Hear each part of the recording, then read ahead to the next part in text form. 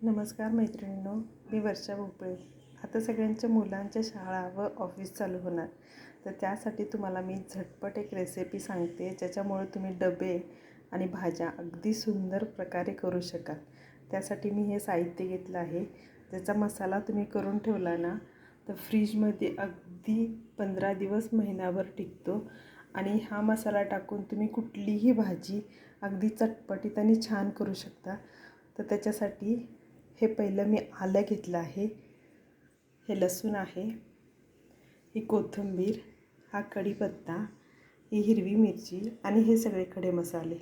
हे सगळं एकत्र करायचं आणि छान वाटून घ्यायचं मैत्रिणींनो. आणि त्याला भाजीला कांदा आणि हा मसाला घालून भाजी करायची.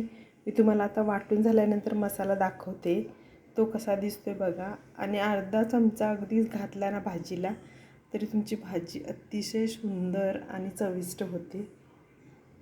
हे बघा मैत्रिणींनो, हा माझा मसाला तयार झाला.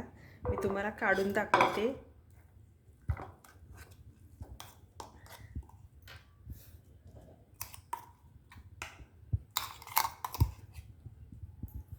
हा आपला मसाला तयार झाला. हा मसाला फ्रीजमध्ये महिनाभर टिकतो आणि एका भाजीला इतकासा मसाला टाकून सुद्धा आपली भाजी खूप छान आणि चविष्ट होते. थँक्यू.